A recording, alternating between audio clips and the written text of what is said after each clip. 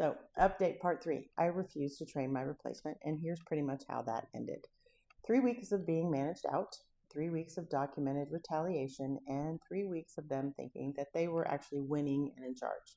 Then my manager called me into another meeting. HR was obviously already there.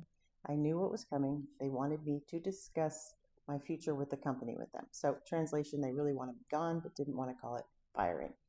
My manager started with that crap about, we don't think this is the right fit anymore. We're concerned about your ability to collaborate, and we think it's best if we part ways. And I said, okay, so what's the severance package? They looked at me surprised, like they expected me to beg. HR slid a paper across the table, 2-week severance. I slid it straight back and said, here's what I think you're going to need to pay me. 6 months of severance, full benefits through the end of the year, neutral reference letter, and a release stating that you won't contest my unemployment. My manager said to me, that's unreasonable. And I said, so was asking me to train my replacement for free. So was retaliating when I had boundaries. And so was documenting me for performance issues after multiple years of stellar reviews.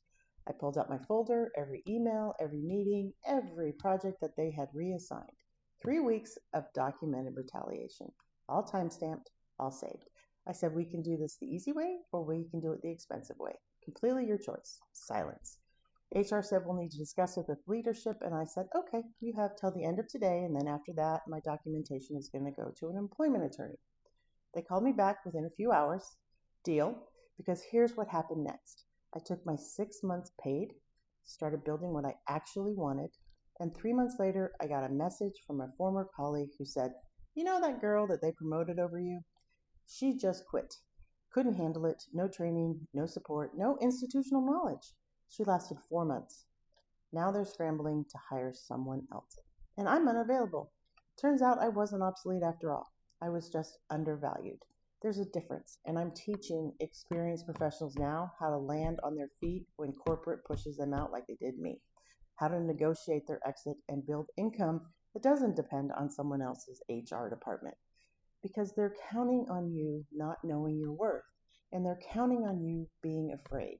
And they're counting on you staying quiet because you need that job. So stop being what they're counting on. Be what they didn't see coming.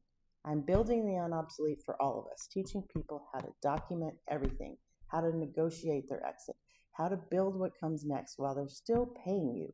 Because the only thing that's obsolete here was their business model, and I just made them pay for the lesson.